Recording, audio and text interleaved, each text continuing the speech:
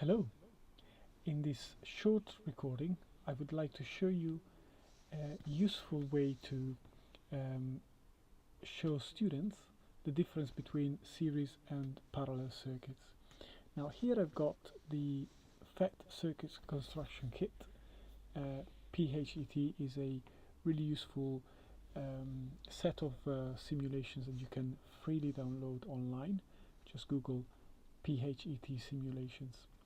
Now what I've got here is a simple circuit with one light bulb and one 9-volt battery and an emitter and a switch. Down here, right under it, I have the same 9-volt battery or cell, a identical light bulb to this one, in parallel this time with this other light bulb which is identical to this one, and the same 9-volt power supply and an emitter externally initially. Now I will start by showing the students that when I connect the circuit at the top, there is a current of charges flowing through the circuit, and what is quite nice is that the charges fill the whole circuit all the time, even when the circuit is disconnected. That's a really nice simulation to use. So at this point, with this setup, this resistance and this potential difference, we have 0.90 amps of current in this circuit. Now what we could ask is to get the students to predict what the current in this parallel circuit would be outside the junction, before and after the junction. So if we connect this circuit now, what we should see is that the current doubles. Now this is usually quite counterintuitive for students, and they often say that the current halves because there are two light bulbs, so they think that they both are using up, if you want, some of the potential difference available.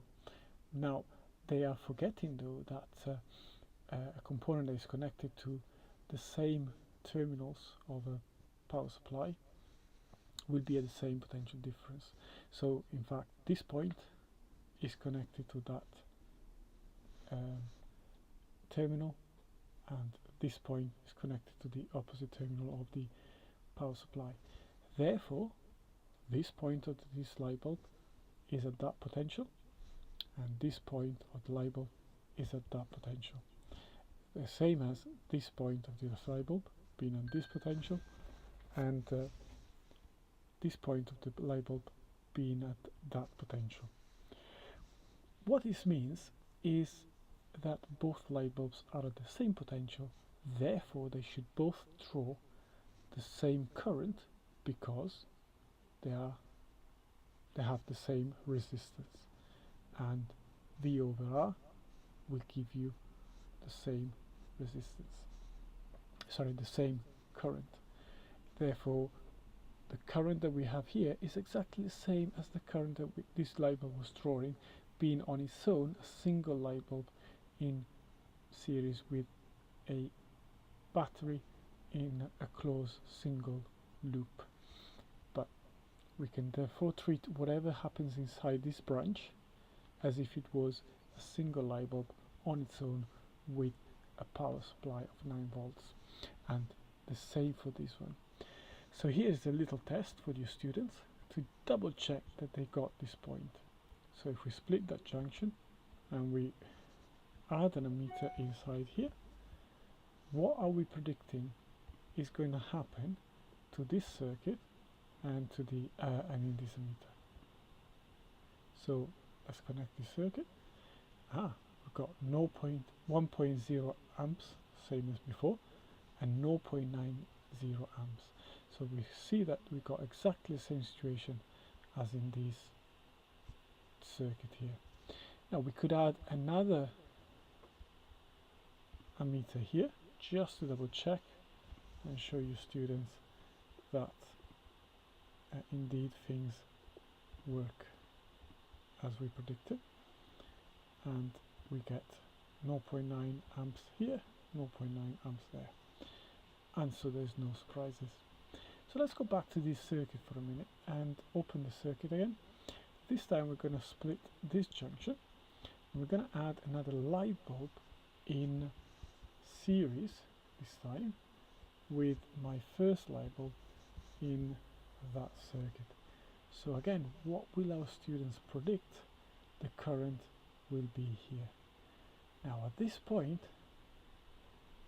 hopefully they will predict that the current halves, because this time the two light bulbs have to share this potential difference. So the same potential difference of 9 volts now is shared across this point of from this light bulb and that point. So that means that the potential difference between these 2 points will be half the 9 volts, so should be 4.5 volts between these 2 points, and another 4.5 volts potential difference between that point and that point. And that is because these 2 light bulbs are identical, they got identical resistance. Now here is another test to just check that the students have grasped this point, that we can treat the individual branches of a parallel circuit as if they were a single circuit with the same potential difference, with the same power supply. So if I put now a light bulb here and I connect the branch back up, what would our students predict this current read? This ammeter reads and this ammeter reads. So hopefully if they paid attention, they should understand that the potential difference here the current here should be exactly the same as the one that we have now in this series circuit.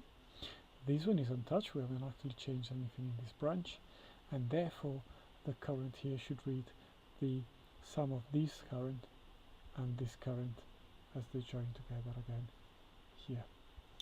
And that's how students can better grasp what happens inside a parallel circuit. I found that this technique showing the 2 circuits one on top of the other and pointing out differences really helps the kids to understand these concepts better. I hope you enjoyed the video, and thank you for watching.